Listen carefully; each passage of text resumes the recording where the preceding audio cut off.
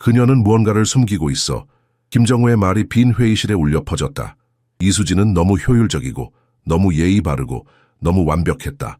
3개월 동안 그녀는 단 한 번의 실수도 하지 않았다. 모두가 그녀의 능력을 칭찬하는 동안 김정우는 그저 가면만 볼 뿐이었다. 지친 눈을 비비며 그는 감시 카메라를 통해 그녀가 너무 큰 가방을 들고 서둘러 나가는 모습을 지켜보았다. 그녀는 불안한 듯 주위를 살폈다. 김정우는 직접 그녀를 따라가기로 결심했다. 버스가 멈추자 이수진은 서둘러 내려 낡은 건물로 들어갔다. 김정우는 망설였지만 그녀의 뒤를 쫓았다. 녹슨 문을 밀고 들어갔을 때 그가 본 광경은 그의 마음을 산산조각냈다. 김정우, 수년간 어떤 일에도 놀라지 않던 그 남자는 오랜만에 처음으로 얼어붙었다. 아이들이 그녀를 향해 달려가며 수진 누나라고 외치는 소리, 그리고 그녀가 가방에서 음식과 책을 꺼내 나누어주는 모습. 이것이 그의 완벽한 비서가 숨겨온 비밀이었다. 이런 이야기를 듣고 싶으시다면 영상에 좋아요를 누르고 채널을 구독해주세요. 매일 여러분을 위해 진실된 이야기를 공유합니다. 김정우는 넓은 사무실의 유리벽을 통해 이수진의 모든 움직임을 예리하게 주시했다. 가늘게 뜬 눈으로 그녀의 매 동작을 놓치지 않으려는 듯 시선을 고정했다. 강남의 고층 빌딩 꼭대기에 위치한 그의 회사는 서울의 화려한 스카이라인을 내려다보고 있었지만 그의 관심은 오직 그녀에게만 쏠려 있었다. 김정우는 가난한 집안 출신으로 온갖 고난을 이겨내며 제로부터 김정우 부동산 그룹을 일구어낸 인물이었다. 엄격한 규율과 거의 병적이라 할 만한 불신을 바탕으로 그는 부동산 업계의 거물로 성장했다. 그가 쌓아올린 거대한 제국은 타인에 대한 의심과 냉철한 계산을 토대로 했다. 누구도 쉽게 신뢰하지 않는 것이 그의 성공 비결이었다. 김 사장님, 요청하신 강남 재개발 보고서와 설탕 없는 아메리카노 가져왔습니다. 이수진이 사무실의 팽팽한 긴장감과 대조되는 차분한 목소리로 말했다. 그녀의 얼굴에는 어떠한 감정의 흔적도 없었다. 김정우는 무뚝뚝하게 고개를 끄덕이며 컴퓨터 화면에 집중하는 척했다. 그러나 실제로 그의 주인은 모니터에 비친 이수진의 모습에 고정되어 있었다. 그녀가 책상 위에 서류와 커피를 완벽하게 정리하는 모습을 지켜보았다. 그녀의 움직임은 마치 수천 번 연습한 안무처럼 우아하고 정확했다. 박 이사님께서 내일 오전 10시 미팅 확인차 전화하셨습니다. 또한 다음 주 감사 준비를 위한 서류도 모두 정리해 두었습니다. 이수진이 평소처럼 효율적으로 계속 말했다. 그녀의 목소리에는 감정의 기복이 전혀 느껴지지 않았다. 더 필요한 것 있으신가요? 아니, 지금은 충분해. 김정우가 건조하게 대답하며 마침내 고개를 들어 비서의 얼굴을 정면으로 살펴보았다. 그녀의 눈빛은 아무것도 드러내지 않았다. 이수진이 우아한 발걸음으로 사무실을 나간 후 김정우는 그녀가 가져다준 커피를 의심스럽게 살펴보았다. 완벽한 온도, 완벽한 농도, 항상 그랬듯이. 그리고 바로 그것이 문제였다. 그녀의 완벽함이 그를 불편하게 만들었다. 20년간의 비즈니스 경력을 통해 김정우는 과도한 완벽함이 보통 더 어두운 의도를 감추는 가면이라는 것을 수없이 경험했다. 창밖으로 강남의 화려한 불빛이 빛나기 시작하는 저녁 풍경이 펼쳐졌다. 그는 깊은 생각에 잠겨 탁자 위의 사진 액자를 무의식적으로 만졌다. 그의 어린 시절, 가난했던 시간들의 흔적을 담은 유일한 물건이었다. 최 팀장, 조사해야 할 것이 있네. 그는 전화로 보안 책임자에게 말했다. 그의 목소리는 차갑고 결단력이 있었다. 내 비서가 퇴근 후에 무엇을 하는지 알아내고 싶어. 모든 세부 사항, 그녀가 방문하는 모든 장소, 대화하는 모든 사람, 어떤 것도 놓치지 말게. 전화를 끊고 그는 커피 한 모금을 조심스럽게 마셨다. 완벽했다. 그리고 그것이 그를 더욱 불안하게 만들었다. 수십억 원의 강남 재개발 계약서를 검토하면서도 김정우는 도무지 집중할 수 없었다. 그의 마음은 마치 통제할 수 없는 파도처럼 끊임없이 이수진에 대한 의심으로 요동쳤다.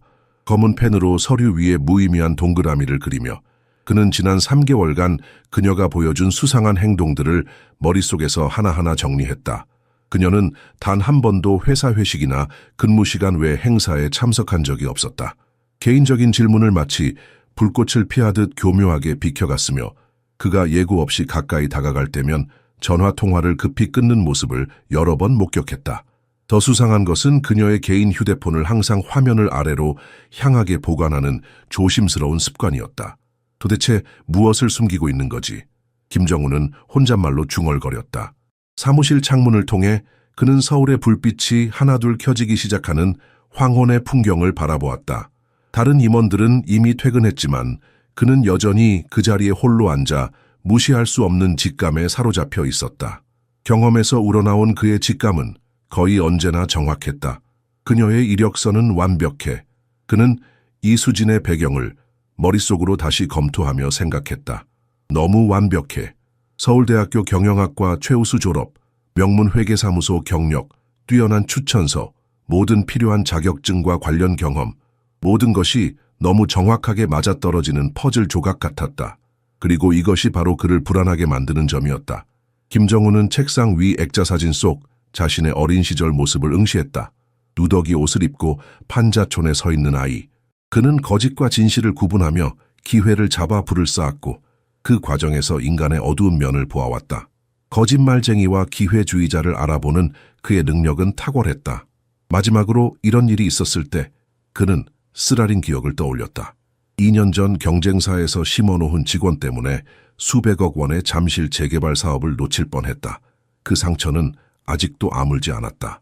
전화벨 소리가 그의 깊은 생각을 중단시켰다. 초의 팀장이었다. 사장님, 이수진 씨가 방금 건물을 나갔습니다. 계속 따라가 볼까요? 김정우는 다시 창가로 다가가 로비를 가로지르는 이수진의 우아한 모습을 내려다보았다. 그녀의 검은 하이힐은 대리석 바닥 위에서 자신감 있는 소리를 내며 울렸다. 그는 잠시 망설였다. 직원의 사생활을 침해하는 것은 윤리적으로 옳지 않다는 것을 알고 있었다. 하지만 그의 의심과 불안은 어떤 윤리적 고려보다 더 강했다. 어두운 하늘을 배경으로 그의 실루엣이 창에 비쳤다. 그는 자신의 모습이 마치 외로운 감시탑의 경비원처럼 보인다고 생각했다. 아니, 이번엔 내가 직접 하겠네. 그의 목소리는 결연했고 그 말과 함께 그의 운명은 예상치 못한 방향으로 흘러가기 시작했다. 김정우는 자신의 지위에 있는 재벌 총수가 직접 직원을 미행하는 것이 얼마나 비정상적인 행동인지 충분히 인식하고 있었다.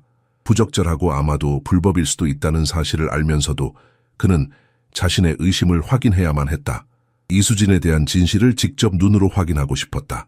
정확히 무엇을 찾고 있는지는 그 자신도 알지 못했지만 무언가가 있다는 확신이 그를 이끌었다.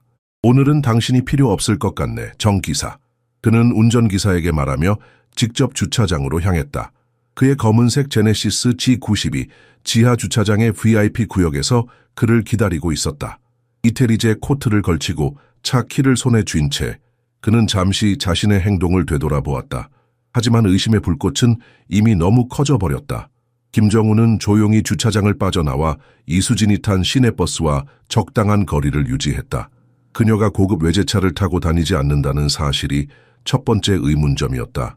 그녀의 연봉으로 충분히 소형차 정도는 구매할 수 있을 텐데 왜 대중교통을 이용할까? 20분간의 주행 후 버스는 김정우가 거의 알아보지 못하는 지역에 도착했다. 강남의 화려한 고층 빌딩들과는 천지 차이인 서울 외곽의 낙후된 동네였다. 좁은 골목길과 낡은 다세대 주택들이 빼곡히 들어찬 이곳은 그가 평소 발길도 닿지 않는 곳이었다. 이수진이 버스에서 내리자 김정우도 조심스럽게 차를 세웠다. 그의 고급 자동차는 이 낙후된 동네에서 너무 눈에 띄었고 좁은 골목길을 지나가기엔 너무 컸다. 그는 잠시 망설이다가 차에서 내려 모자를 깊게 눌러쓰고 그녀를 뒤따랐다. 대체 내 비서가 이런 곳에서 살고 있다니. 그는 놀라움을 감추지 못하며 중얼거렸다. 정장과 하이힐을 신은 이수진이 이 황폐한 환경 속에서 걷는 모습은 마치 다른 세계에서 온 존재처럼 보였다. 그녀는 결연한 발걸음으로 걸어갔다. 가끔 그녀를 알아보는 듯한 이웃들에게 짧게 목례하며 지나쳤다. 사무실에서의 냉정하고 무표정한 이수진과는 다른 모습이었다. 여기서의 그녀는 조금 더 편안해 보였고 덜 경계하는 듯했다. 여러 모퉁이를 돌고 난 후 그녀는 작은 식료품점 앞에서 멈췄다. 김정우는 안전한 거리에 숨어 그녀가 가게 안으로 들어가는 모습을 지켜보았다. 창문을 통해 그는 이수진이 식료품을 고르며 노인 점원과 친근하게 대화하는 모습을 볼 수 있었다. 그녀의 얼굴에는 사무실에서는 결코 보이지 않던 따뜻한 미소가 어려 있었다. 가게를 나오면서 그녀는 2개의 가득 찬 봉투를 들고 있었다. 빵, 우유, 과일, 그리고 다른 기본적인 식료품들이었다. 다음으로 그녀는 작은 약국에 들렀고 거기서 추가 패키지를 들고 나왔다. 그 후 이수진은 더 황폐한 지역으로 이어지는 좁은 골목길로 향했다. 담벼락은 그래피티로 덮여 있었고 쓰레기통들이 넘쳐 흘렀다. 골목 끝에서 김정우는 여러 아이들이 낡은 공으로 놀고 있는 모습을 발견했다. 그들의 옷은 낡고 허름했지만 웃음소리는 밝고 순수했다. 김정우의 심장이 빨라졌다. 무언가 중요한 것을 발견하게 될 것 같은 예감이 들었다. 이수진을 보자마자 골목에서 놀던 아이들은 놀이를 중단하고 일제히 그녀를 향해 달려갔다. 수진 누나, 누나 왔다. 흥분된 목소리들이 골목을 메웠다. 김정우는 완전히 놀란 채로 숨어서 지켜보았다. 그의 차갑고 완벽한 비서가 무릎을 꿇고 각 아이를 마치 자신의 혈육인 것처럼 따뜻하게 포옹하는 모습은 믿기 힘든 광경이었다. 오늘은 어땠어, 진호야? 학교에서 선생님께 혼나지는 않았고? 이수진이 10살쯤 된 소년의 머리를 부드럽게 쓰다듬으며 물었다. 그녀의 목소리에는 사무실에서는 결코 들을 수 없었던 따뜻함과 애정이 담겨 있었다. 아니요, 누나가 가르쳐준 대로 했어요. 선생님이 칭찬도 해주셨어요. 소년이 자랑스럽게 대답했다. 이수진은 미소를 지으며 봉투에서 음식과 간식을 꺼내 아이들에게 나눠주기 시작했다. 빵, 우유, 과일, 그리고 몇몇 아이들에게는 학용품도 전달했다. 아이들은 마치 보물을 받은 듯 기뻐했다. 그들의 반응에서 김정우는 이것이 특별한 대접이 아니라 일상적인 의식임을 알 수 있었다. 절뚝거리며 한 노인이 골목 끝에서 다가왔다. 낡은 지팡이에 의지하며 천천히 걸어오는 그의 모습은 고단한 삶의 무게를 그대로 보여주는 듯했다. 최 할아버지, 오늘은 어떠세요? 이수진이 노인에게 다가가 공손하게 인사하며 물었다. 그녀는 약국에서 산 약봉지를 노인에게 건넸다. 혈압약 가져왔어요. 꼭 식후에 드셔야 해요. 알고 계시죠? 노인은 고개를 끄덕이며 감사의 표정을 지었다. 이수진 양 덕분에 이 늙은이가 아직 살아있네. 그런데 오늘은 좀 늦었구먼. 회사에서 일이 많았나 보지? 네, 오늘은 좀 바빴어요. 이수진이 대답했다. 그녀의 얼굴에 순간적으로 피로의 그림자가 스쳤다가 사라졌다. 아이들 숙제는 다 봐주셨어요. 김정우는 이 장면을 완전히 당황하며 지켜보았다. 그가 그녀에 대해 품었던 모든 의심과 불신이 무너지는 듯했다. 산업 스파이도, 기밀 정보를 빼내려는 이중 스파이도 아니었다. 그녀는 그저 가난한 아이들을 돕고 있었을 뿐이었다. 갑자기 골목의 분위기가 급격히 변했다. 3명의 건장한 남자들이 골목 입구에 나타나 이수진, 노인, 그리고 아이들을 향해 위협적인 발걸음으로 다가왔다. 그들의 얼굴에는 불쾌한 미소가 걸려 있었고 가장 앞선 남자의 왼쪽 뺨에는 길고 흉측한 흉터가 있었다. 김정우는 작은 아이들이 즉시 긴장하며 이수진 뒤로 몸을 숨기는 것을 보았다. 노인은 두려움에 떨면서도 용기를 내어 아이들 앞에 서려 했지만 그의 노쇠한 몸은 이미 공포로 떨리고 있었다. 이수진은 깊은 숨을 들이마시고 아이들과 노인 앞에 보호하듯 섰다. 이번 주도 어김없이 왔네, 이쁜이. 흉터가 있는 남자가 비웃으며 말했다. 그의 목소리는 차갑고 위협적이었다. 우리 영역에서 뭘 하는지 지난번에 물어봤던 것 같은데 기억이 안 나나? 김정우는 생각할 틈도 없이 그의 은신처에서 나왔다. 지금까지의 인생에서 그는 언제나 신중하고 계산적이었지만 이 순간 그의 몸은 본능적으로 움직였다. 그는 단지 지켜보기만 하고 개입하지 않을 수 없었다. 가까이 다가가면서 그는 흉터 남자의 목소리를 더 명확히 들을 수 있었다. 지난주에 경고했잖아, 예쁘나. 이곳은 주인이 있고 너희들은 사용료를 내지 않았어. 이수진의 표정이 자신의 상사를 알아보는 순간 충격과 공포, 당혹감이 뒤섞인 복잡한 감정으로 변했다. 그녀의 눈이 잠시 김정우와 마주쳤고 그 짧은 순간 그는 그녀의 눈에서 수치심과 두려움을 읽을 수 있었다. 그녀의 비밀스러운 세계가 들통난 것이다. 하지만 지금은 그런 감정을 살필 시간이 없었다. 김정우는 결연한 표정으로 이수진과 새 폭력배 사이에 단호하게 섰다. 그의 비싼 수트와 당당한 태도는 이 낙후된 골목에서 완전히 이질적으로 보였지만 그 존재감은 압도적이었다. 아가씨가 분명히 말했을 텐데 김정우는 오직 수십 년간의 힘든 사업 경험과 돈, 권력만이 부여할 수 있는 권위로 새 남자를 마주 보았다. 그의 목소리는 차분했지만 강철 같은 단호함이 담겨 있었다. 더 이상 귀찮게 하지 마시오. 폭력배들은 그를 향해 돌아서서 그에 맞춤 제작된 비싼 양복, 1억 원이 넘는 명품 시계, 그리고 복종에 익숙한 그의 태도를 빠르게 평가했다. 그들의 눈빛이 변했다. 이곳에 나타난 부자가 대체 누구인지, 왜 이 보잘것없는 아이들과 노인을 보호하려 하는지 의아해하는 눈치였다. 당신은 대체 누구야? 흉터가 있는 남자가 물었다. 그의 어조는 초기의 공격성 중 일부를 잃었지만 여전히 도전적이었다. 문제를 일으키지 않는 게 좋을 사람이네. 김정우가 계산된 냉정함으로 대답했다. 그는 자신의 정체를 밝히지 않았다. 당장 물러나는 것이 좋겠어. 남자들은 서로 눈길을 교환하며 상황을 재평가했다. 잠시 후 가장 키가 큰 남자가 한 발짝 다가와 김정우를 위협하려 했다. 부자 양반, 자신이 어디에 끼어들고 있는지 모르는군. 이건 당신 문제가 아니야.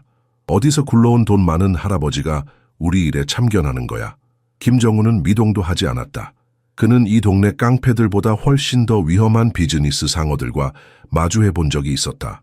수조 원의 거래를 앞두고 목숨을 위협받은 적도 있었다.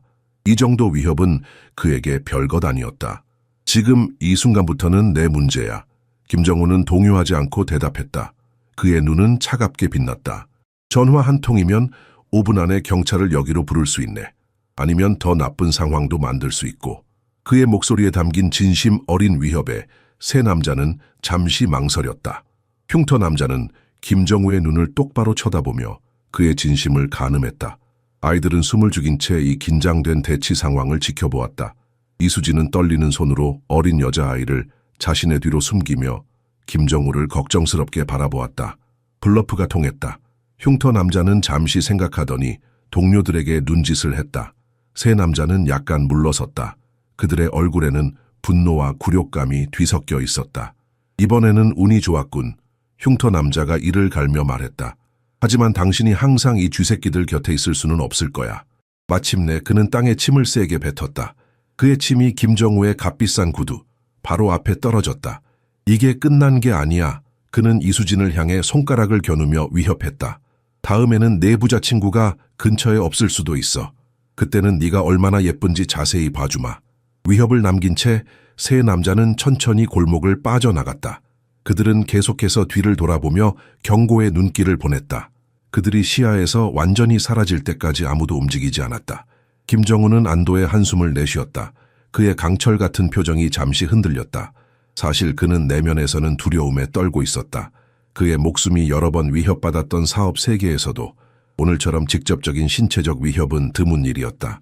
폭력배들이 골목을 완전히 빠져나가자 긴장된 침묵이 내려앉았다. 아이들은 여전히 두려움에 떨고 있었고 최 할아버지는 안도의 한숨을 내쉬었다. 이수진은 천천히 김정우를 향해 돌아섰다. 그녀의 얼굴에는 놀라움, 혼란, 수치심, 그리고 어쩌면 분노일 수도 있는 복잡한 감정이 교차했다. 절 따라오신 거예요, 김 사장님? 그녀가 직접적으로 물었다. 그녀의 목소리는 떨렸지만 사무실에서의 그녀와는 달리 단호했다. 아이들은 호기심과 의심으로 김정우를 바라보고 있었다. 그들의 눈에는 이 부자 아저씨는 누구지? 라는 의문이 뚜렷했다. 김정우는 갑자기 자신의 행동이 얼마나 부적절했는지 깨달았다. 직원의 사생활을 침해한 것이다. 그의 얼굴에 붉은 기운이 돌았다. 보이는 것과 다르네. 김정우는 변명하려 했지만 그것이 정확히 보이는 그대로라는 것을 알고 있었다. 그는 그녀를 미행했고 그녀의 신뢰를 저버렸다.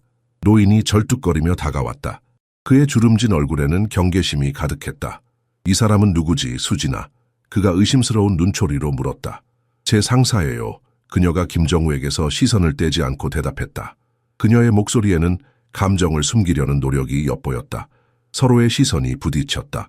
그 짧은 순간 김정우는 이수진의 눈에서 수많은 감정을 읽을 수 있었다. 배신감, 실망, 그리고 무엇보다도 두려움. 그녀가 그토록 조심스럽게 숨겨온 세계가 그의 앞에 완전히 노출된 것이다. 당신과 이야기를 나누고 싶네. 김정우가 마침내 말했다. 그의 목소리는 사무실에서의 권위적인 톤이 아니라 진정한 사과의 뉘앙스를 담고 있었다. 가능하다면 개인적으로. 이수진은 잠시 망설였다. 그녀의 눈에서는 거절할 수 있을까라는 질문이 읽혔다. 그러나 그녀는 전문가다운 태도로 고개를 끄덕였다. 최할아버지, 아이들 좀 봐주세요. 잠시만 이야기하고 올게요. 그녀가 말했다. 그들은 호기심 많은 귀가 닿지 않는 곳으로 몇 미터 떨어졌지만 여전히 아이들의 시야 안에 있었다. 이수진은 팔짱을 끼고 방어적인 자세를 취했다. 당신이 절 미행했다는 게 믿기지 않네요. 이수진이 분노를 억누르는 긴장된 목소리로 시작했다. 사무실에서의 완벽하게 통제된 그녀의 모습은 온데간데 없었다. 뭘 찾으려고 했던 거죠? 제가 산업 스파이라도 된다고 생각하셨나요? 아니면 회사 돈을 빼돌린다고요? 김정우는 그녀의 직설적인 질문에 놀랐다. 그는 이수진이 이렇게 강한 성격의 소유자인 줄 몰랐다. 사무실에서 그녀는 항상 순종적이고 조용했다. 의심이 있었네. 김정우가 자신의 솔직함에 놀라며 인정했다. 그는 거짓말을 할 수도 있었지만 이미 너무 많은 선을 넘었다. 사무실에서의 당신 행동, 개인 생활에 대해 이야기하기를 꺼리는 점, 그게 제 사생활을 침해할 만한 이유가 됩니까? 그녀가 끊었다. 그녀의 눈에는 분노의 불꽃이 일었다. 존경하는 마음으로 말씀드리지만 김 사장님, 제가 근무 시간 외에 하는 일은 제 문제입니다. 그것이 불법이 아닌 한 회사와는 아무 상관이 없어요. 김정우는 잠시 침묵했다. 그는 노인이 아이들을 진정시키려 노력하는 동안 여전히 그들을 주시하고 있는 아이들을 관찰했다. 아이들의 낡은 옷과 마른 몸, 그러나 이수진을 바라보는 그들의 눈에 담긴 신뢰와 애정은 그를 마음 깊이 흔들었다. 저 아이들은 누구지? 그가 화제를 바꾸며 조용히 물었다. 이수진의 표정은 아이들을 바라보며 약간 부드러워졌다. 그녀의 눈에 담긴 분노가 잠시 사라지고 대신 깊은 애정과 슬픔이 그 자리를 채웠다. 그녀는 깊은 숨을 들이마시고 조금 진정된 목소리로 대답했다. 고아들이에요. 그녀가 잠시 후 대답했다. 그녀의 목소리에는 깊은 슬픔이 배어 있었다. 동네 저쪽에 있는 보육원에 살고 있어요. 하지만 그곳은 최소한의 생활 조건도 갖추지 못했어요. 정부 지원금은 부족하고 후원도 거의 없어요. 벽은 곰팡이로 가득하고 겨울에는 난방도 제대로 안 돼요. 그녀는 잠시 말을 멈추고 먼 곳을 바라보았다. 그녀의 눈에 눈물이 맺히는 것 같았지만 그녀는 빠르게 감정을 추스렸다. 초에 할아버지께서 은퇴한 교사셨어요. 가능할 때마다 아이들을 돌보시고 그녀는 망설였다. 저는 매일 퇴근 후에 와서 음식을 가져오고 숙제를 도와주고 아플 때 약을 사주고 그녀는 너무 많은 말을 한 것 같아 갑자기 말을 멈췄다. 김정우는 그녀를 새로운 시각으로 바라보았다. 차갑고 완벽한 비서의 가면 뒤에는 이렇게 따뜻한 마음을 가진 사람이 숨어 있었다. 그리고 그는 그녀를 의심했다. 왜 이것을 비밀로 하지? 김정우가 고집했다. 그의 목소리에는 비난이 아닌 진정한 의문이 담겨 있었다. 왜 한 번도 언급하지 않았지? 우리 회사에는 도움이 될 수 있는 기업 사회 책임 프로그램이 있는데. 이수진은 김정우가 사무실에서 한 번도 들어본 적 없는 쓴 웃음을 지었다. 그 웃음 속에는 세상에 대한 환멸과 체념이 담겨 있었다. 솔직히 말씀드려도 될까요? 그녀가 도전적으로 물었다. 그녀의 눈에는 이제 두려움이 없었다. 아마도 이미 최악의 상황, 그녀의 비밀이 드러난 것, 이 발생했기 때문일 것이다. 회사는 이미지를 유지해야 하잖아요. PR 효과가 있는 화려한 행사와 사진 찍기 좋은 후원에만 관심이 있죠. 김정우 부동산 그룹이 정말 이 동네 아이들에게 관심이 있을 것 같나요? 기업 기부금은 항상 좋은 홍보를 창출하는 원인에 가고 이런 잊혀진 장소에는 오지 않아요. 그녀의 말은 김정우에게 예상보다 더 강하게 다가왔다. 가슴 한구석이 아팠다. 그것은 사실이었다. 그의 사회 책임 부서는 정확히 그녀가 묘사한 대로 운영되었다. 긍정적인 미디어 노출을 극대화하는 프로젝트를 신중하게 선택했다. 실제로 도움이 필요한 사람들보다는 회사 이미지가 우선이었다. 게다가 그녀는 더 낮은 목소리로 계속했다. 제 세계를 섞고 싶지 않았어요. 사무실에서는 모두가 기대하는 완벽한 비서이고 여기서는 제 자신일 수 있어요. 아무런 가면 없이, 아무런 판단 없이. 이수진의 진실된 고백은 김정우의 마음을 움직였다. 그는 자신이 그녀를 얼마나 오해했는지 깨달았다. 그가 의심스러운 행동이라고 생각했던 것들, 사생활에 대한 비밀, 개인 전화, 회사 행사 불참은 모두 이 가난한 아이들을 돕기 위한 그녀의 헌신에서 비롯된 것이었다. 저 남자들은 누구였지? 그가 물었다. 그의 어조는 이제 부드러워졌다. 동네를 통제하는 폭력배들이에요. 그녀가 체념하며 설명했다. 그녀의 눈에는 두려움이 다시 스며들었다. 이 지역의 모든 것을 자신들의 것이라 주장해요. 상인들, 가족들, 심지어 보유권까지 보호비라는 명목으로 돈을 요구하고 있어요. 우리가 돈이 없으니 그녀는 말을 끝맺지 못했다. 대화의 긴장감이 깊어지는 순간 작은 발소리가 그들의 주의를 끌었다. 한 소년이 급하게 달려와 이수진의 팔을 잡아당겼다. 8살쯤 되어 보이는 그 아이의 얼굴은 공포로 일그러져 있었다. 수진 누나 민호가 다시 열이 나요. 작은 아이가 떨리는 목소리로 외쳤다. 그의 눈에는 눈물이 고여 있었다. 숨을 잘 못 쉬는 것 같아요. 할아버지가 빨리 오라고 했어요. 이수진의 얼굴이 창백해졌다. 그녀는 즉시 김정우에게 돌아섰다. 그녀의 눈에는 더 이상 분노나 불신이 없었다. 오직 급박한 걱정만이 가득했다. 가봐야 해요. 그녀가 긴급하게 말했다. 그녀의 목소리에는 이제 공식적인 어조가 돌아왔다. 내일 사무실에서 이야기할 수 있을까요? 제가 지금... 그녀는 말을 끝맺지 못했다. 그녀의 얼굴에 스친 두려움은 김정우의 마음을 움직였다. 그녀는 분명히 자신의 직업이 위험에 처했다고 생각하고 있었다. 그녀의 어조로 보아 그녀는 부정적인 대답, 아마도 해고를 예상하는 것 같았다. 가자. 김정우가 그녀를 놀라게 하며 단호하게 대답했다. 도와주겠네. 이수진의 얼굴에는 혼란이 분명했다. 그녀는 자신이 들은 것을 믿을 수 없는 듯했다. 죄송하지만 그녀가 눈을 깜빡이며 물었다. 아픈 아이를 돕겠다고 했네. 김정우는 이미 걸음을 옮기며 말했다. 지금 필요한 것은 무엇이든 그 아이에게 가보자. 대답을 기다리지 않고 김정우는 골목 안쪽을 향해 걷기 시작했다. 그의 행동은 본능적이었다. 이전까지 그는 냉철한 판단과 계산된 움직임으로 살아왔지만 지금은 그저 도움이 필요한 아이를 돕고 싶다는 충동이 그를 이끌었다. 이수진은 이 예상치 못한 전환에 분명히 당황했지만 빠르게 자신을 추스르고 그를 따랐다. 그녀는 소년의 손을 잡고 골목 안쪽으로 김정우를 안내했다. 좁은 공터에서 다른 아이들이 걱정스러운 표정으로 모여 있었다. 한 소년이 낡은 담요 위에 누워 있었다. 10살쯤 되어 보이는 그 아이의 얼굴은 붉게 달아올라 있었고 숨이 가빴다. 최 할아버지는 그의 이마에 젖은 수건을 올려놓고 있었지만 노인의 주름진 얼굴에는 무력감이 가득했다. 이수진은 소년 옆에 무릎을 꿇고 조심스럽게 그의 이마를 만졌다. 그녀의 얼굴이 더욱 어두워졌다. 타오르고 있어요. 그녀가 걱정스럽게 중얼거렸다. 열이 너무 높아요. 약으로는 안 될 것 같아요. 의사가 필요해요. 김정우는 이수진의 얼굴에 스친 절망을 보았다. 그는 아이의 얼굴을 살펴보았다. 너무 창백했고 입술은 탈수로 갈라져 있었다. 이것은 단순한 감기가 아니었다. 김정우는 망설임 없이 전화를 꺼냈다. 그의 비서가 그렇게 헌신적으로 돌보는 아이들을 그냥 지나칠 수 없었다. 내 개인 의사가 30분 안에 여기 올 수 있네. 그가 확신에 찬 목소리로 선언했다. 그는 자신의 주치의에게 전화를 걸기 시작했다. 이수진은 믿을 수 없다는 듯이 그를 바라보았다. 그녀의 눈에는 놀라움과 감사함, 그리고 약간의 의심이 뒤섞여 있었다.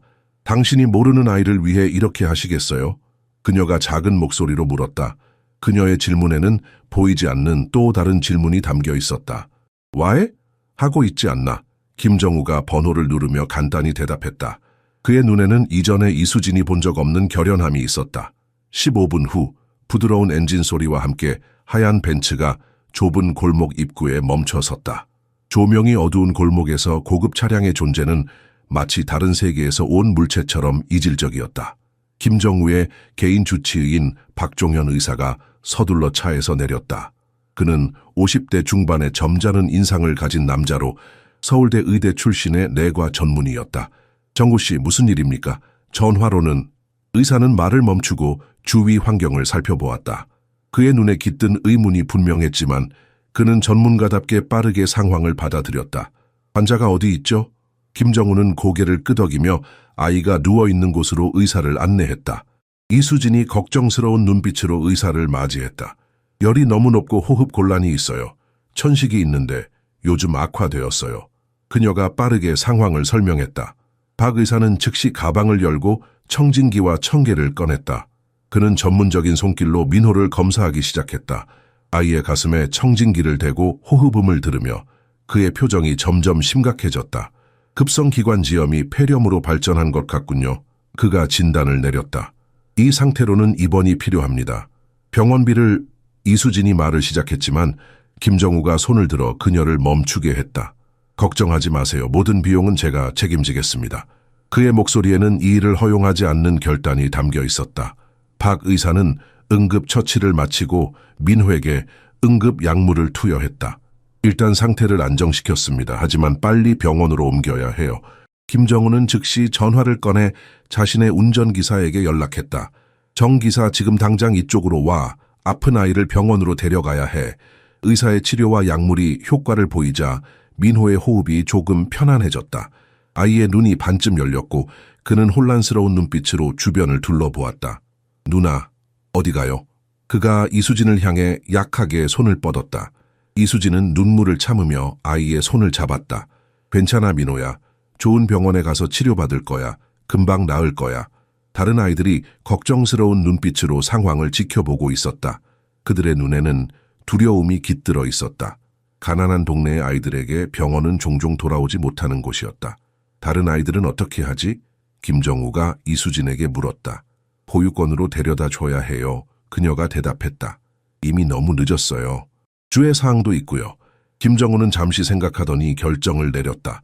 내 차로 아이들을 보육원에 데려다 주겠소. 박 의사, 민호는 당신의 차로 병원에 데려가 주시겠습니까? 박 의사는 고개를 끄덕였다. 물론입니다. 제가 아는 소아과 전문의가 있어요. 바로 연락해 놓겠습니다. 민호가 의사의 차에 실리고 나머지 아이들은 김정우의 고급 리무진에 올랐다. 아이들은 처음 타보는 고급차의 내부에 호기심과 약간의 두려움으로 눈을 동그랗게 떴다. 가장 어린 아이는 부드러운 가죽 시트를 조심스럽게 손으로 만져보았다. 이 차는 진짜 부자 아저씨 차예요? 한 소녀가 김정우에게 물었다. 김정우는 미소 지으며 고개를 끄덕였다. 아이의 순수한 질문에 그의 마음이 따뜻해졌다. 보육원으로 가는 길은 짧았다. 불과 5분 만에 그들은 목적지에 도착했다. 김정우는 보육원이라고 불리는 건물을 보고 충격을 받았다.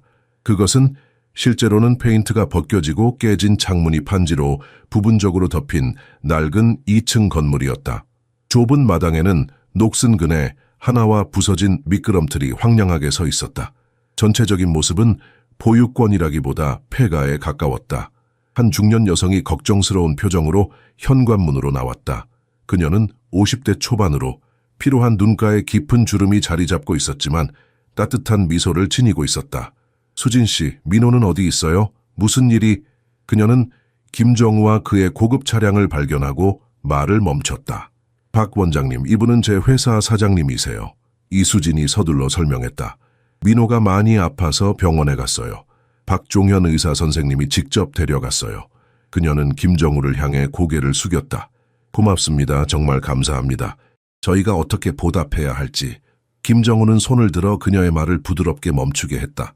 아픈 아이를 돕는 것은 당연한 일입니다. 걱정하지 마세요. 아이들은 김정우를 향해 수줍은 목례를 하고 박 원장의 지시에 따라 집 안으로 들어갔다. 각 아이는 이수진에게 애정 어린 포옹이나 악수로 작별 인사를 했다. 마지막 아이가 집으로 들어갔을 때 이수진은 김정우에게 돌아섰다. 도움 주셔서 감사합니다. 그녀가 공식적으로 말했다. 사무실에서의 그녀의 태도가 부분적으로 돌아온 듯했다. 이 모든 것을 하실 필요는 없었어요. 의무감에서 한 것이 아니네. 김정우가 솔직하게 대답했다. 그는 자신의 솔직함에 놀랐지만 이 하루의 사건들이 그의 마음을 열게 만든 것 같았다. 그저 옳은 일이라고 생각했을 뿐이야. 이수진의 눈에 잠시 감동의 빛이 스쳤지만 그녀는 빠르게 감정을 숨겼다. 오랜 시간 자신의 마음을 보호하는 데 익숙해져 있던 그녀였다. 정확히 어디에 사시나요? 김정우가 부드러운 목소리로 물었다. 집까지 모셔다 드리겠습니다. 여기서 몇 블록 떨어진 곳이에요. 그녀가 대략적으로 남쪽을 가리키며 대답했다. 하지만 걸어가는 게 좋겠어요. 신선한 공기가 필요해요. 이 모든 것을 처리할 시간이 필요해요. 김정우는 이해한다는 듯 고개를 끄덕였다. 그녀에게 생각할 시간이 필요하다는 것을 이해했다. 오늘 하루는 그들 모두에게 예상치 못한 방향으로 전개되었다. 내일 사무실에서 이야기하고 싶네. 김정우가 마침내 말했다. 민호의 상태에 대해 알려주겠소. 그리고 이수진의 표정은 긴장되었다. 그녀는 분명히 나쁜 소식, 아마도 해고를 예상하고 있었다. 이것에 대해서가 아니야. 그가 빠르게 덧붙였다. 제안할 것이 있네. 이 아이들을 위한 제안이야. 그녀에게 대답할 시간을 주지 않고 갑자기 유리가 깨지는 소리와 함께 여자아이의 비명소리가 밤의 침묵을 깨뜨렸다. 그 소리는 바로 보육원 안에서 나온 것이었다. 이수진은 공포에 질린 표정으로 방금 격렬하게 열린 정문을 향해 돌아섰다. 아이들, 이수진이 외치며 본능적으로 정문으로 달려갔다. 김정우도 즉시 반응했다.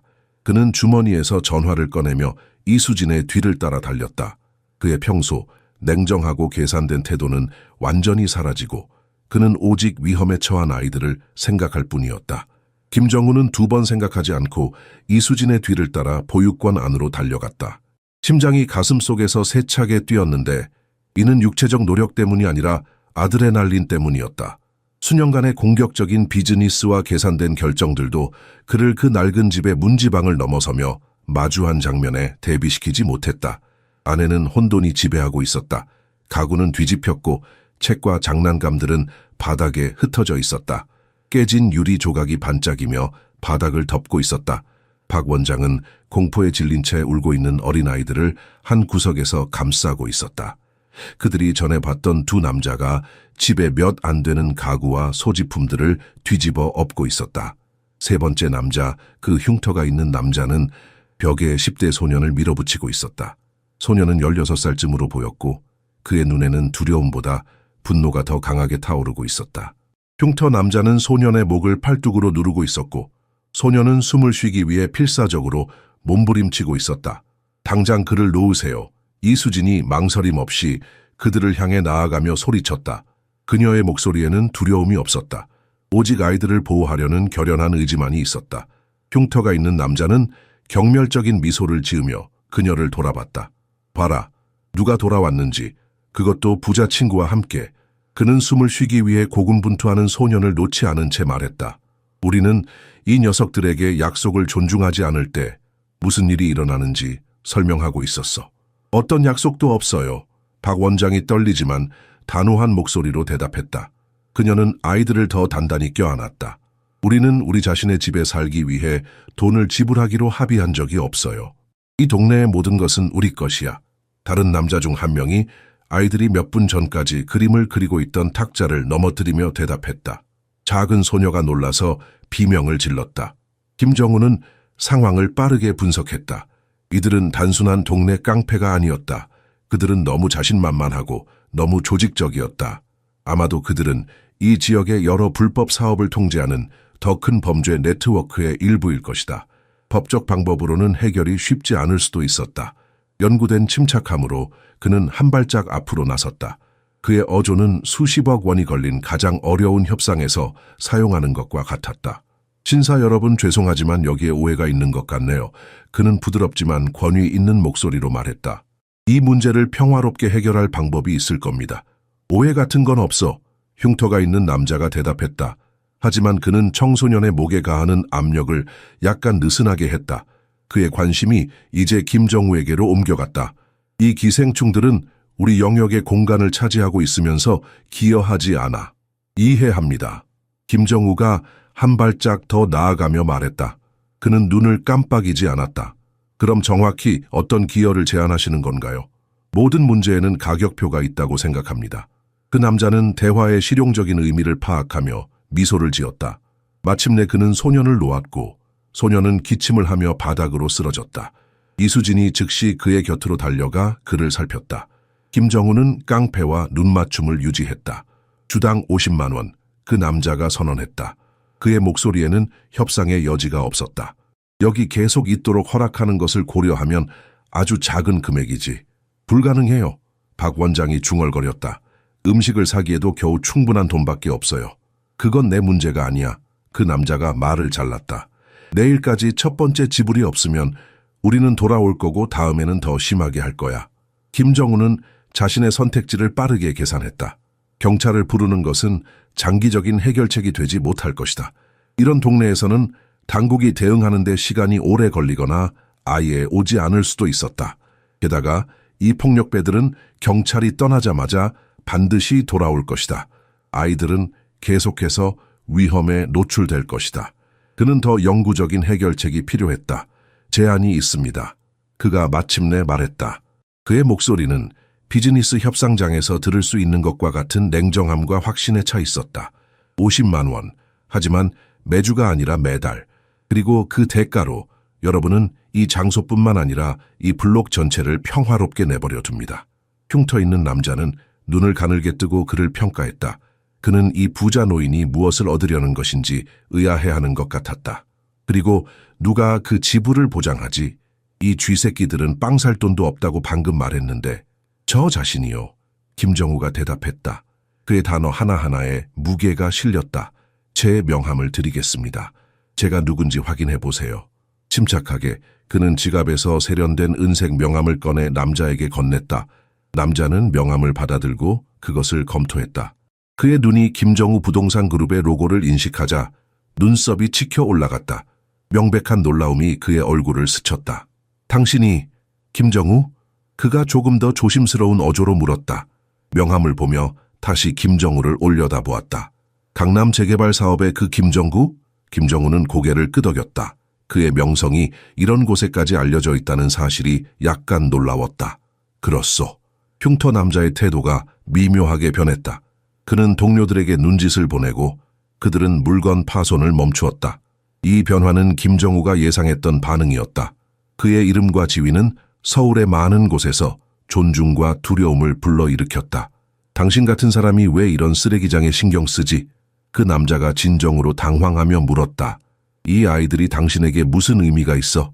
김정우는 잠시 침묵했다. 그는 다친 청소년을 돌보고 있고 어린 아이들을 가까이 데리고 있는 이수진을 바라보았다. 그녀의 얼굴에는 여전히 두려움이 있었지만 그보다 더 강한 것은 보호하려는 결연한 의지였다.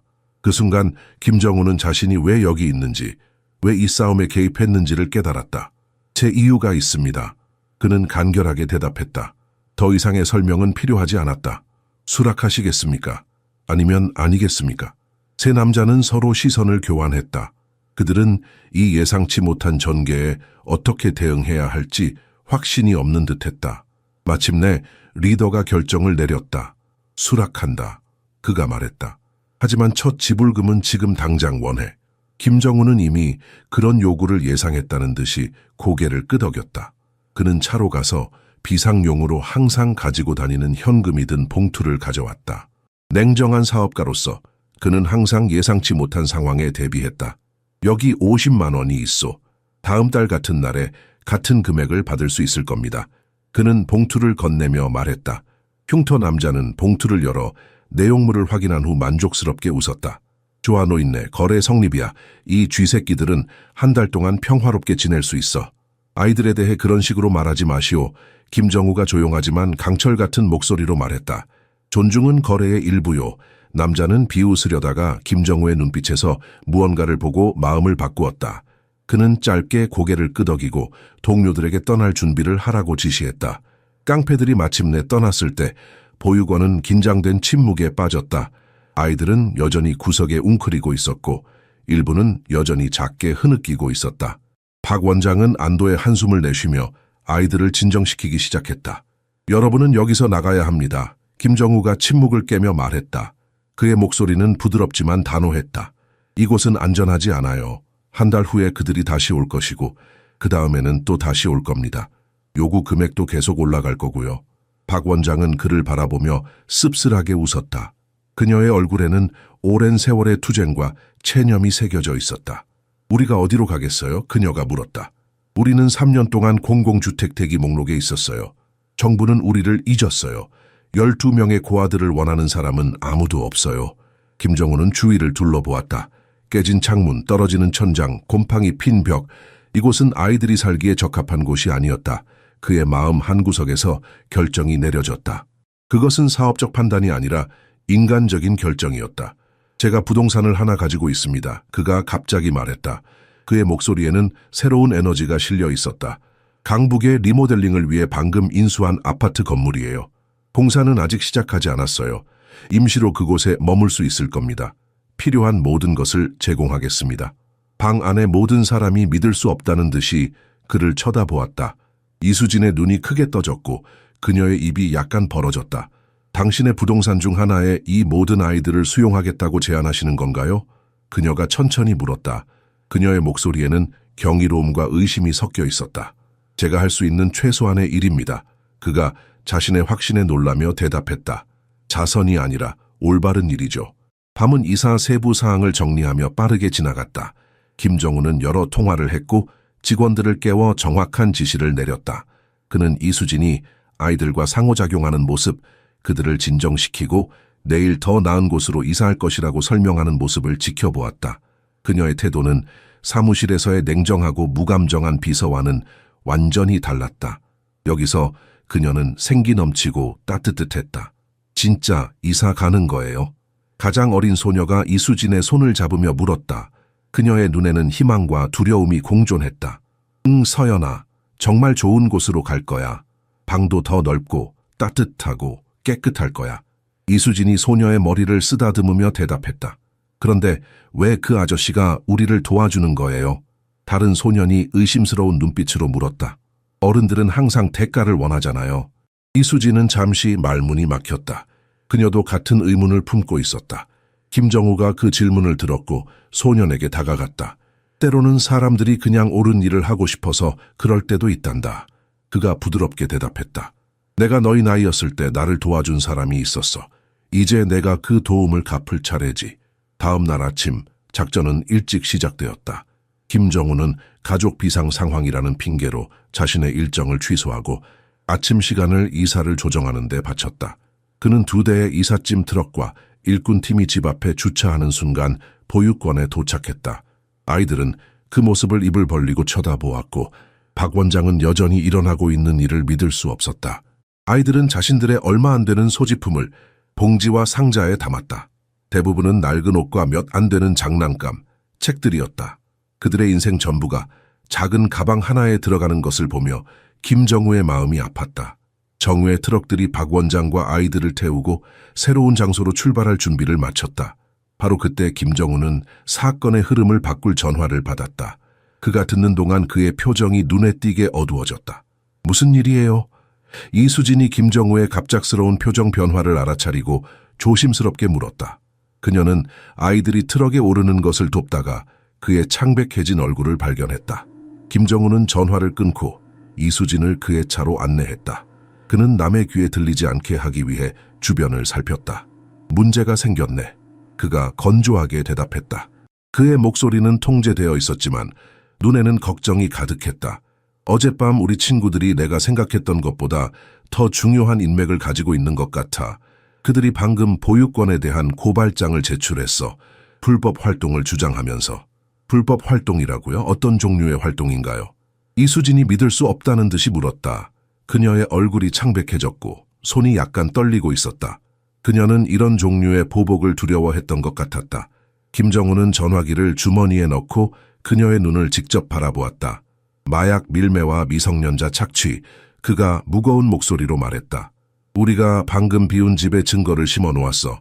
마약 위조 문서, 심지어 조작된 사진까지 아주 철저하게 준비한 것 같아. 이수진의 얼굴에서 모든 혈색이 사라졌다. 그녀는 차문에 기대어 휘청거렸다. 이럴 수가. 아이들은 어떻게 되는 거죠? 그들이 정말 그런 짓을 할 수 있나요? 할 수 있고 했어. 김정우가 고개를 끄덕였다. 내 변호사가 알려주길 그들이 익명으로 고발장을 제출했지만 신빙성을 갖게 하기 위해 상세한 내용을 담았다고 해. 지금 경찰이 오는 중일 수도 있어. 그리고 아이들은요? 이수진의 목소리가 떨렸다. 만약 경찰이 이사 중에 그들을 발견한다면 아이들은 모두 격리되어 조사받게 될 거예요. 그들은 이미 충분히 트라우마를 겪었어요. 김정우는 그녀를 진정시키기 위해 손을 들었다. 비즈니스 세계에서 그는 항상 최악의 시나리오에 대비했다. 이번에도 마찬가지였다. 이미 경로를 변경하라고 지시했어. 그가 침착하게 말했다. 그들은 도시 외곽에 있는 내 별장으로 직접 갈 거야. 경찰의 레이더에서 벗어난 누구도 그들을 찾지 않을 사적이고 안전한 장소지. 당신의 집이요. 놀라움에 이수진은 잠시 공식적인 어투를 잊었다. 그녀의 눈에는 믿을 수 없다는 표정이 역력했다. 김정우는 고개를 끄덕였다. 지금으로서는 유일한 안전한 선택이야. 그곳에는 신뢰할 수 있는 직원들과 사설 경비가 있어. 게다가 그곳은 자회사 명의로 되어 있어 직접적으로 나와 연결되지 않아. 아이들은 당분간 그곳에서 안전할 거야. 이수진은 잠시 생각에 잠겼다. 그녀의 얼굴에 여러 감정이 교차했다. 그리고 이 거짓 고발에 대해서는 어떻게 할 건가요? 우리가 아무것도 하지 않으면 아이들은 영원히 숨어 살아야 해요. 방역할 거야. 김정우가 결의를 다지며 대답했다. 그의 눈에는 이수진이 사무실에서는 결코 보지 못했던 냉혹한 결단력이 있었다. 검찰에 몇몇 인맥이 있어 도움을 줄 수 있을 거야. 나도 이런 싸움에 익숙해. 하지만 먼저 아이들이 안전한지 확인해야 해. 더 이상 시간을 낭비하지 않고 그들은 차에 타고 김정우는 예방 차원에서 2차선 도로를 통해 그의 거주지로 빠르게 운전했다. 이동 중에 그는 여러 통화를 하며 법률팀과 전략적 인맥을 동원했다. 이수진은 그를 경외심을 가지고 지켜보았다. 당신이 이렇게까지 관여할 거라고는 상상도 못했어요. 그녀가 마침내 말했다. 그녀의 목소리에는 혼란과 감사가 뒤섞여 있었다. 당신은 이 아이들을 거의 모르잖아요. 어제까지만 해도 저를 의심하고 있었고요. 나도 상상 못했지. 김정우가 솔직하게 인정했다. 그는 잠시 도로에서 시선을 떼고 그녀를 바라보았다. 하지만 어젯밤 미성이 작은 아이들을 보호하기 위해 저 깡패들에 맞서는 것을 봤을 때 누군가가 생각났어. 누구요? 이수진이 호기심 어린 목소리로 물었다. 나 자신. 그가 그녀를 놀라게 하며 조용히 대답했다. 김정우의 예상치 못한 고백에 이수진은 잠시 말을 잃었다. 그녀는 창밖으로 빠르게 지나가는 도시 풍경을 바라보며 그의 말을 곱씹었다. 그의 마지막 말, 나 자신에는 깊은 의미가 담겨 있는 것 같았다. 무슨 뜻이세요? 그녀가 마침내 조용히 물었다. 김정우는 깊은 숨을 들이마셨다. 그는 오랜 시간 동안 자신의 과거에 대해 누구에게도 말한 적이 없었다. 그의 공식 프로필에는 언제나 성공 스토리만 있었다. 가난에서 벗어나 재벌이 된 자수성가한 사업가라는 이미지를 유지하면서도 구체적인 어려움은 항상 모호하게 처리되었다. 많은 사람들이 생각하는 것과 달리 나는 금수저로 태어나지 않았어. 김정우가 계속했다. 그의 목소리는 평소보다 부드럽고 감정이 담겨 있었다. 내 아버지는 건설 현장 일용직 노동자였고 어머니는 부잣집 가정부로 일했지. 우리는 당신이 사는 곳과 크게 다르지 않은 동네에 살았어. 이 계시는 이수진을 말문이 막히게 했다. 강력한 부동산 재벌의 이미지가 갑자기 새로운 차원을 가지게 되었다. 그녀는 그를 새로운 시각으로 바라보기 시작했다. 무슨 일이 있었어요? 그녀가 마침내 물었다. 그녀의 목소리에는 진정한 관심이 담겨 있었다. 김정우의 손가락이 핸들을 꽉 움켜쥐었다. 오래된 기억들이 그의 마음에 홍수처럼 밀려왔다. 내가 15살 때 아버지가 작업 중 사고로 돌아가셨어. 그가 감정을 억누르며 말했다. 건설 회사는 안전장비를 제대로 제공하지 않았고 그런 위험한 현장에 아버지를 보냈어. 하지만 그들은 우리에게 보상금을 지급하기를 거부했지. 개인 과실이라며 책임을 회피했어. 그는 잠시 말을 멈추고 깊은 숨을 들이마셨다. 이수진은 조용히 기다렸다. 어머니는 아버지의 죽음 후 곧 병이 났고 의료비로 우리가 가진 모든 것이 사라졌어. 나는 학교를 그만두고 공사장에서 일을 시작해야 했지만 밤에도 공부했어. 어머니를 위한 약을 사기 위해 때로는 하루에 3가지 일을 했어. 때로는 먹지 않고 참기도 했고 그의 목소리가 약간 떨렸다. 이수진은 충격 속에서 조용히 듣고 있었다. 그녀는 김정우의 이런 모습을 상상조차 한 적이 없었다. 언젠가는 내 부모님 같은 사람들이 학대받지 않도록 충분한 권력을 가질 것이라고 스스로에게 약속했지. 그가 계속했다. 그래서 밤낮으로 공부하고 일했어. 장학금을 받아 대학에 들어갔고 부동산에서 기회를 찾았어. 처음에는 작은 땅 한 조각, 그 다음에는 더 큰 프로젝트. 그렇게 시작했어. 그는 잠시 멈추고 창문 밖을 바라보았다. 서울의 화려한 고층 빌딩들이 지나갔다. 그중 일부는 그의 회사가 지은 것이었다. 아마도 어느 시점에서 내가 왜 이 모든 것을 시작했는지 잊어버린 것 같아. 그가 자기 반성적인 목소리로 말했다. 성공부 권력이 목적 그 자체가 되었어. 사람들을 돕는다는 처음의 꿈은 어디론가 사라졌지. 그들은 서울 외곽의 부유한 지역에 들어서고 있었다. 울창한 나무들 사이로 고급 주택들이 보였다. 당신은 아직 젊은 나이에 그 꿈을 지키고 있어. 김정우가 이수진을 바라보며 말했다. 나는 그것을 존경해. 이수진은 말없이 고개를 끄덕였다. 그녀의 눈에는 김정우를 향한 새로운 이해와 존중이 깃들어 있었다. 그들은 해가 지기 시작할 때 저택에 도착했다. 그것은 인상적인 부동산이었다. 넓은 정원, 수영장, 그리고 여러 추가 건물이 있는 전통과 현대가 조화된 한국식 저택이었다. 이삿짐 트럭들은 이미 도착해 있었고 김정우의 직원들이 박 원장과 아이들이 게스트하우스 중 하나에 정착하도록 돕고 있었다. 그날 밤 박 원장과 아이들이 게스트하우스에 정착하는 동안 김정우와 이수진은 메인 테라스에서 저녁을 먹으며 다음 전략을 논의했다. 병원에 입원한 민호는 상태가 안정되었고 적절한 치료를 받고 있다는 소식이 전해졌다. 김정우의 법률팀은 이미 박 원장의 흠없는 기록에 대한 증거를 수집하기 시작했다. 무고한 사람들에게 거짓 혐의를 씌우는 것은 용납할 수 없는 일이야. 김정우가 몇몇 문서를 검토하며 말했다. 그의 목소리에는 분노가 감춰져 있었다. 특히 아이들을 이용하는 것은. 이수진은 그의 말에 고개를 끄덕였다.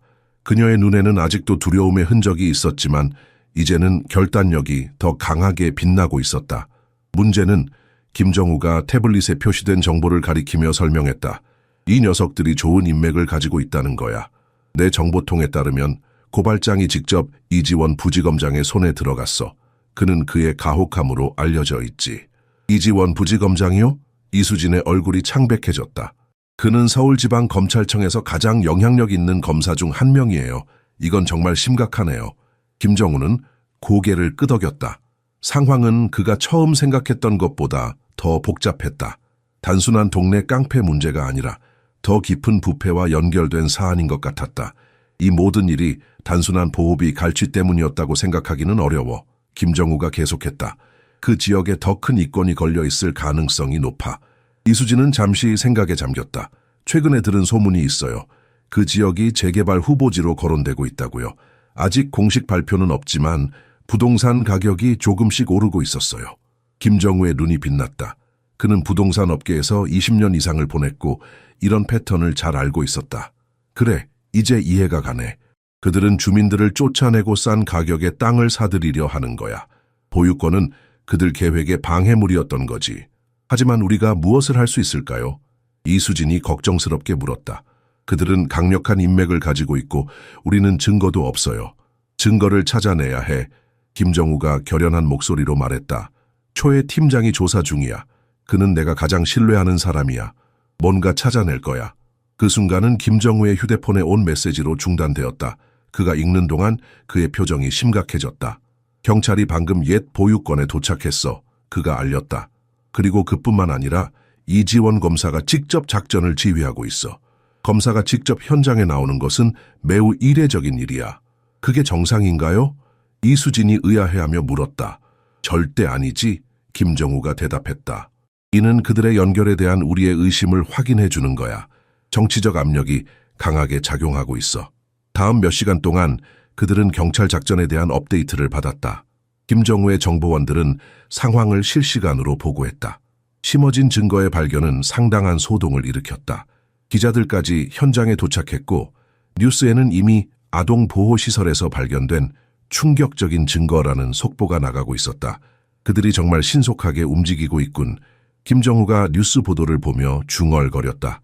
누군가 이 사건을 크게 만들고 싶어 하는 것 같아. 박 원장님과 아이들은 어떻게 될까요? 이수진이 걱정스럽게 물었다. 지금으로서는 안전해. 김정우가 대답했다. 이곳의 존재는 극소수만 알고 있어. 하지만 우리는 빨리 방역해야 해. 그때 김정우의 비서실장이 테라스로 들어왔다. 사장님, 장수혁 회장님께서 전화하셨습니다. 지금 바로 통화하기를 원하십니다. 김정우와 이수진은 의미심장한 눈빛을 교환했다. 장수혁은 서울의 유명한 부동산 개발업자였다.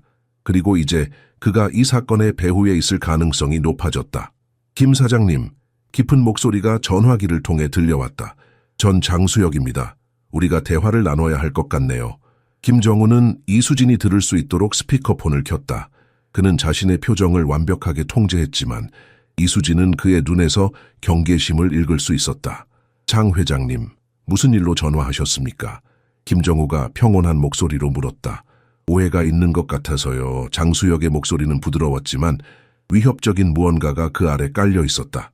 제 동네에서 벌어지는 일에 당신이 관여하고 있다고 들었습니다. 당신의 동네라고요? 흥미롭군요. 김정우가 응수했다.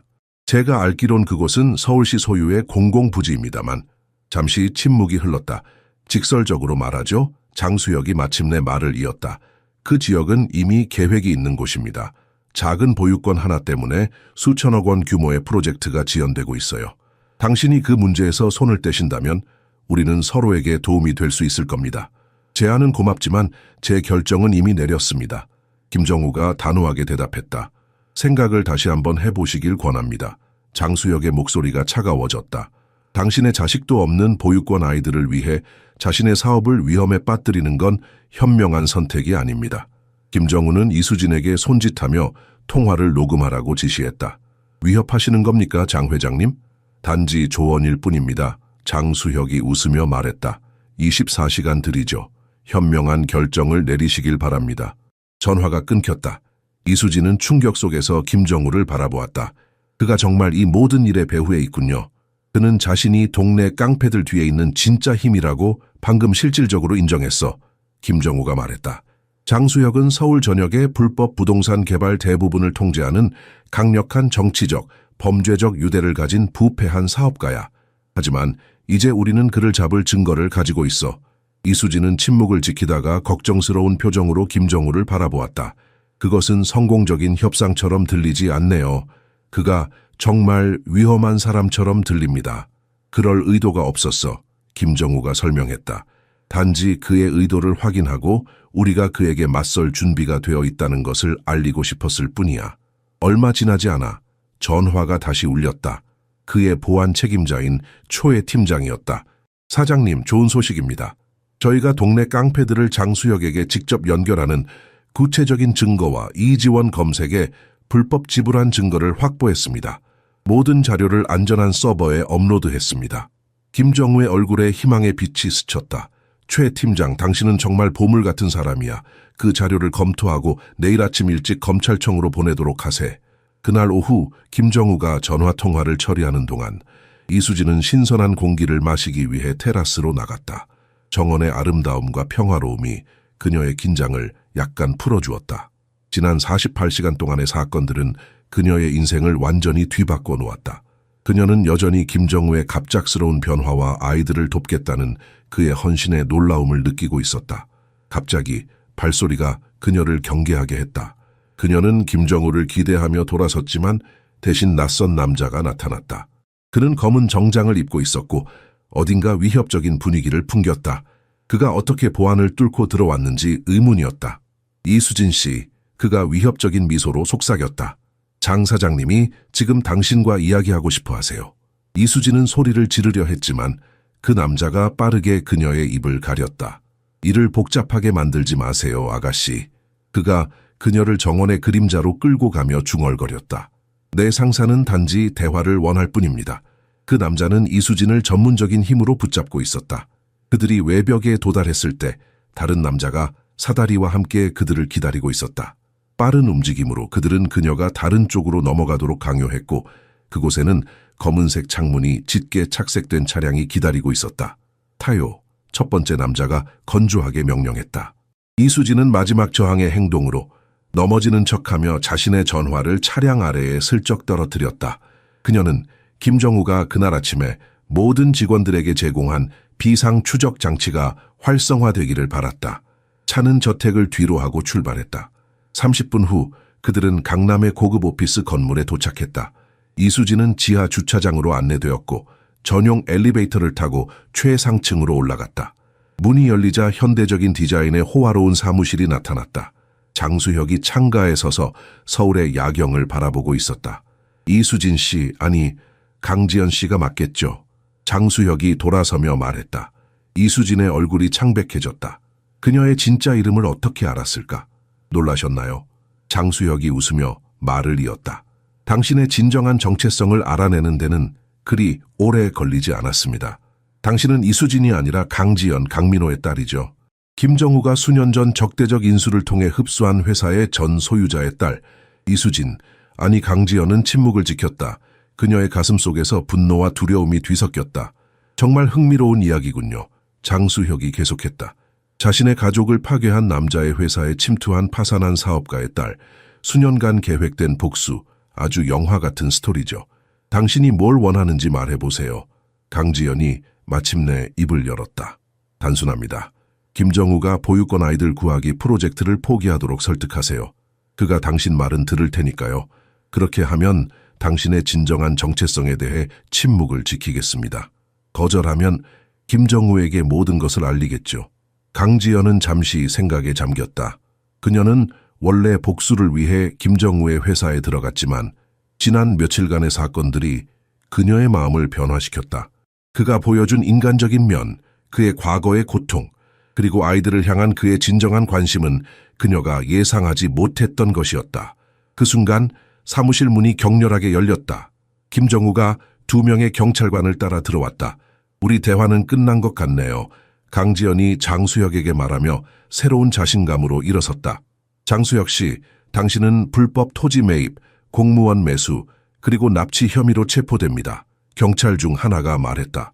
경찰관들이 장수혁을 연행하는 동안 김정우는 강지연에게 다가갔다. 그의 눈에는 상처와 배신감이 있었지만 그것보다 더 강한 것은 이해였다. 당신에게 알려드려야 할 중요한 것이 있어요. 그녀가 긴장하며 말했다. 당신이 강민호의 딸이라는 것을 알고 있어. 김정우가 조용히 대답했다. 몇 달 전부터 알고 있었지. 이 계시는 강지연을 말문이 막히게 했다. 알고 계셨어요? 왜 말씀하지 않으셨어요? 당신이 일자리를 신청했을 때 조사했지. 당신의 이력서는 너무 완벽했어. 이름을 바꾼 것은 영리했지만 다른 단서들을 남겼지. 그럼 저를 고용하신 건 제가 누군지 알면서였어요? 그녀의 목소리에는 혼란이 가득했다. 당신이 누구인지 알았기 때문에 고용했어. 김정우가 진지하게 대답했다. 내가 가장 후회하는 파괴한 사람의 딸이 왜 나를 위해 일하고 싶어 하는지 이해할 필요가 있었어. 당신 아버지의 회사 인수는 내 인생에서 가장 큰 실수 중 하나였어. 그것이 그를 그런 절망으로 몰아갈 줄은 몰랐지. 이후 몇 주 동안 장수혁이 형사 고발을 당하고 이지원 검사가 조사를 받게 되면서 커뮤니티 센터에 대한 법적 장애물은 사라졌다. 강지연은 비서 직위를 사임하고 센터의 이사가 되었다. 김정우는 사회적 영향 프로젝트에 더 많은 자원을 투입하기 위해 사업 우선순위를 재조정했다. 강민호 커뮤니티 센터의 공식 개관일, 김정우가 개관 테이프를 자르는 동안 그의 시선은 본능적으로 군중 속에서 강지연을 찾았다. 그녀는 이미 회복된 어린 민호를 포함한 아이들에 둘러싸여 있었다. 그들의 시선이 잠시 마주쳤고 말보다 더 깊은 이해를 공유했다. 다음 장을 쓸 준비가 되었나요?